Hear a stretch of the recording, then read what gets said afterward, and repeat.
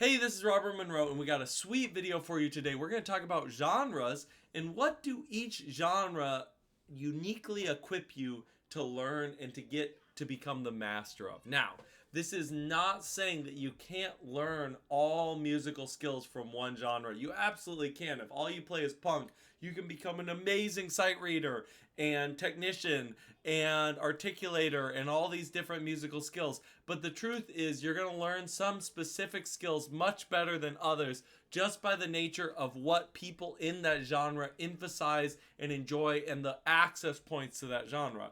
So without further ado, we're just going to go boom, boom, boom through the list that I've made of a few different genres and what you can learn from them and a little breakdown of each. We're not going to go through every genre, and I may get some stuff a little bit different than your understanding. That's perfectly fine. Throw in the comments below what you're thinking. If you like this type of content, it really helps. And without further ado, let's go. Classical. Classical to me is the GOAT for technique. If you want to become a technical beast at your instrument, you should be studying classical. Maybe you could argue there's some exception for like guitarists and instruments that have become far more popular in the last 50 to 100 years. There's some other traditions there that might be helpful to learning technique. But if you just want to be a beast at your instrument, you should be studying classical to some extent. Let's go straight on. Jazz. What is jazz great for? In my personal opinion, it's for theory. Now, the classical people are getting upset, and that's because classical has some amazing theoretical concepts and frameworks on how to understand music. But I think jazz theory is a more workable theory for just understanding how to play on music. Is it the best to understanding how the composer thought about the music? Probably not. But for the most part, for most musicians, jazz theory will be better for your day-to-day application on how to understand and play music. Wow, I'm moving around too much and it's getting blurry. Let's keep on moving on. Oh, well, I'll put a little bow on that. Classical theory kind of decides that you're in one key for the whole entire song, and then you're playing a bunch of different chords. The advantage of that is you're grounded in that one key. The disadvantage is you get into some really gnarly chord types with even some very simplistic songs. The advantage of jazz harmony is it's so simple. You're really only dealing with three chord types: minor seventh chords, dominant seventh chords, major seventh chords, and then you change the key so that you're always just dealing with these twos, the fives, and the ones. Okay, that's for another video. Let's keep going on. Pop music. And you're like, oh, pop music is just easy. It doesn't teach you anything. No, incorrect. Pop music teaches you about perfection. Not getting close, getting it exactly right. Most jazz musicians allow for, I'm making it blurry again because I'm moving too much, allow for mistakes. It's almost necessary to play jazz really well, to have some imperfections, some mistakes. Classical. The best classical musicians in the world, they make mistakes. It's just true. Pop music, however, you can play pop music perfectly because it's so simple.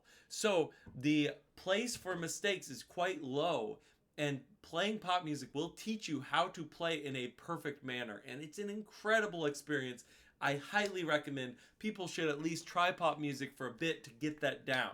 The other thing that it teaches really, really well is sounds. And what do I mean by that? I mean the process of finding and mimicking sounds you hear on recordings, also choosing sounds. This gets into something called production, which we're actually going to move on now to the next genre, which is electronic music. What does electronic music really push? Well, it pushes the sounds like we were talking about before, but even more than that, it's the production side of it. Yes, on the live performance thing, you're still going to be doing craziness, but for the most part, if you're delving into electronic music, you're learning about production. You're learning how does a song go together? How do the parts come together? How do you use a DAW, a digital audio workstation? Yada, yada, yada. Let's keep going on. Hip hop. Hip hop's all about groove and feel. What do I mean by that? Well, there's this concept of a pocket. What is a pocket? It's basically the range of notes where they sit in the metronomic scale of time. How do they sit and feel together? And the goal with hip hop is to create such a large pocket that even though the metronomic time's here, maybe you're actually playing all the way over here, but the way you play it, the sound, the articulation, the vibe, the essence you're putting out is allowing for this real broad pocket that just makes everything feel good and groovy and make you want to move your body. Syncopation is huge. This feeling of groundedness that you know where beat one is absolutely huge. Gospel, ear training, and on the spot. Let's see if I can get this less blurry again. On the spot adaptation. What in the world do I mean by that?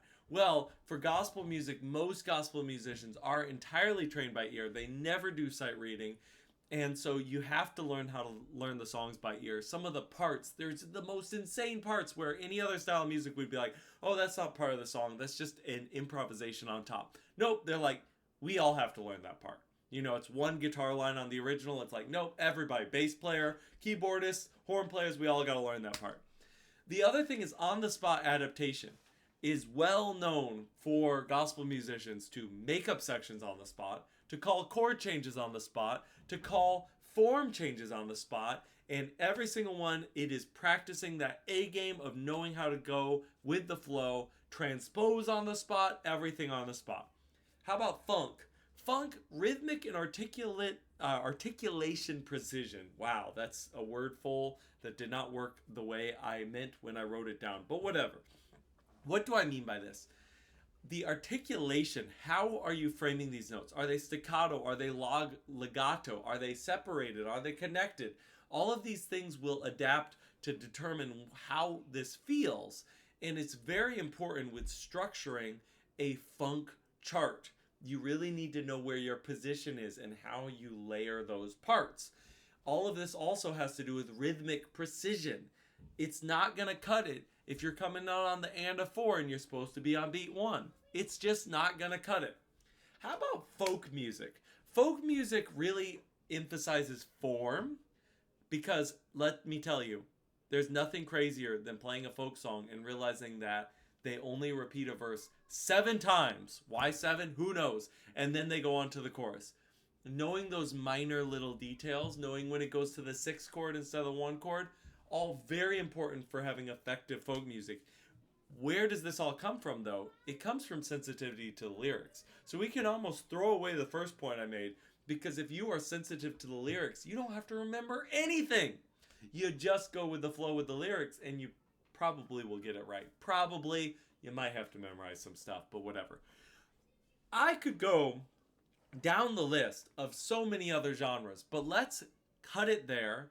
What did you think about this? Do you agree with my takes? Do you disagree? How many of these genres have you personally played? Will my camera actually focus on my eyeballs? Let's figure this out together, and until next time, you have a great day.